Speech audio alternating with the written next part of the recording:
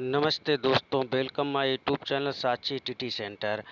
दोस्तों, आज हम डीलर थर्ड सेमेस्टर चतुर्थ प्रश्न पत्र मैथ के कुछ महत्वपूर्ण प्रश्नों को सॉल्व करते हैं जो परीक्षा की दृष्टि से इम्पॉर्टेंट हैं तथा परीक्षा में आ सकते हैं। तो पहला प्रश्न देखते हैं। एक कमरे का क्षेत्रफल 12 वर्ग मीटर है।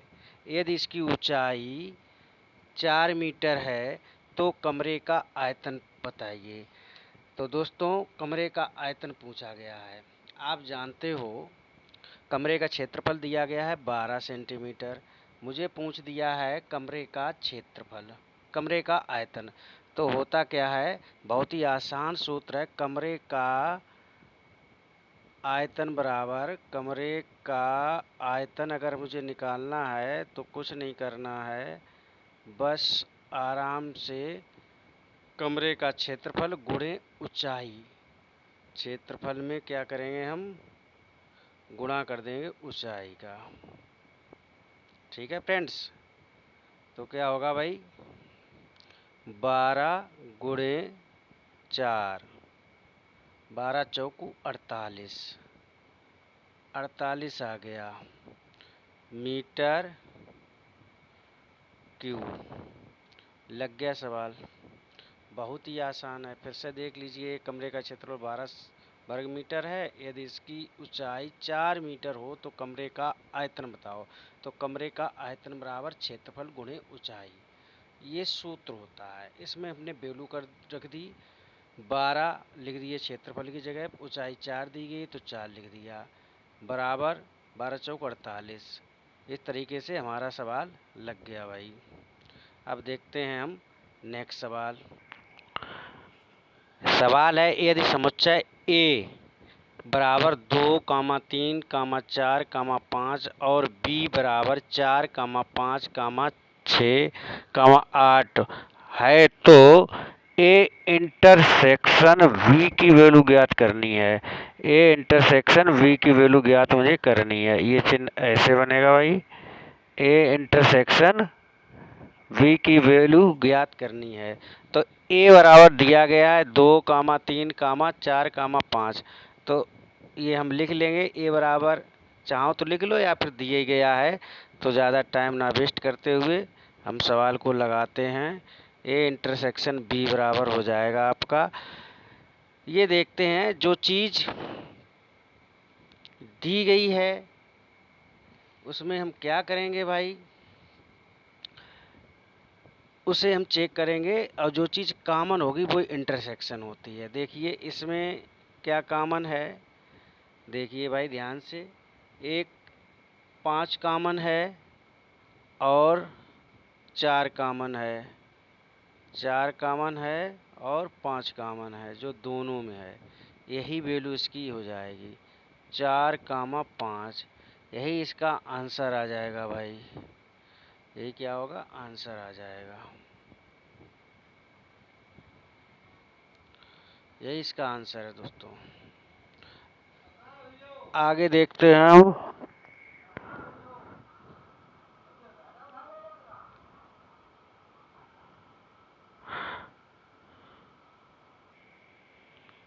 प्रश्न है भाई, 12 मजदूर एक दीवार को 10 दिनों में बना सकते हैं। उसी दीवार को 6 दिन में बनाने के लिए कितने मजदूरों की आवश्यकता होगी। बहुत ही आसान प्रश्न है भाई। देखते हैं, इसे प्रतिलोम समानुपात से देखते हैं। तो समय कितना है, समय समय दिया किस में गया है, दिन में दिया गया है, तो लिख लेंगे हम दिन।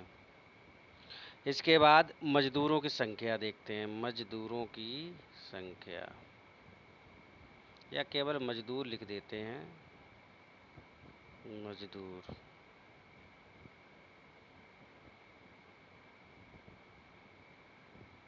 मजदूर समय कितना है भाई, देखिए 10 दिन में, 10 दिन में 12 मजदूर, 12 मजदूर क्या करते हैं, 10 दिन में दीवार तैयार करते हैं। तो क्या है, 6 दिन में कितने मजदूर, 6 दिन में मान लीजिए हमने x मजदूर। ठीक भाई, प्रतिलोम के लिए, अनुपात के लिए ये एरो लगता है। तो हम क्या करेंगे, इसे हम लिख लेंगे 10:6 समानुपात x/12। रूल भाई क्या होता है, रूल होता है पहली गुणे चौथी दूसरी गुणे तीसरी। इसका मल्टीप्लाई इसमें होता है, इसका मल्टीप्लाई इसमें होता है। तो कर देंगे 10 का गुणा करेंगे 12 में बराबर 6 गुणे x करेंगे भाई। क्या करेंगे, 6 दूनी 12 कट जाएगा, सबको पता है x बराबर कितना आंसर आ गया 20। ये मजदूरों की संख्या निकल आई। तो देखते हैं भाई, इसी क्रम में हम नेक्स्ट प्रश्न देखेंगे। प्रश्न है हमारा, यदि 6 साबुन का मूल्य 24 रुपये है तो 7 साबुन का मूल्य बताओ। ये भी बहुत आसान है। साबुन लिख लेंगे हम, क्या लिख लेंगे भाई, साबुन लिख लेंगे हम। साबुन रेशियो वाले ये सवाल हैं। और इधर लिख लेंगे मूल्य। मूल्य आपको पता ही है, रुपया में दिए गए हैं। ठीक है भाई। अब देखते हैं हम साबुन कितने हैं, 6। 6 साबुन कितने दिन में, कितने रुपए के, सॉरी 24 के। तो 7 कितने के होंगे, इसे x मान लेंगे, एरो का चिन्ह लगा देंगे, आराम से गुणा कर देंगे। रेशियो में पहले व्यक्त करते हैं तो कर लेंगे 6/7 समानुपात 24/x। पहली गुणे चौथी दूसरी गुणे तीसरी, आराम से हम गुणा कर देंगे। 6 गुणे x बराबर 7 गुणे 24, 6 चौक 24, 7 चौक 28। x की वैल्यू भाई कितनी आ गई, 28 रुपये आ गई है। यही इसके रुपए हैं, 28 रुपये। आप जानते हो ये भी चिन्ह होता है और ये भी होता है।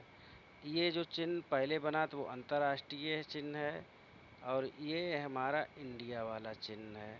ठीक है भाई, रुपया का।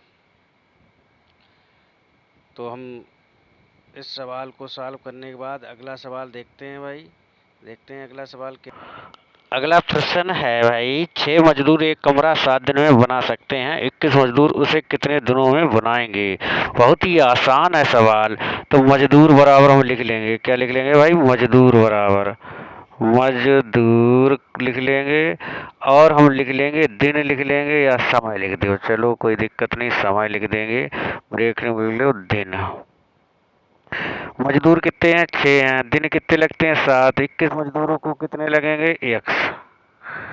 ठीक भाई, एरो बना दीजिए, एरो बन गया। अब रेशियो लिख देंगे 6/21 समानुपात 7, सॉरी x रेशियो 7। पहली गुणे चौथी, 6 गुणे 7 बराबर x गुणे 21, 7 या 21, 3 दूनी 6। x की वैल्यू आई कितनी आ गई, x की वैल्यू आ गई है 2 दिन। लग गया सवाल भाई।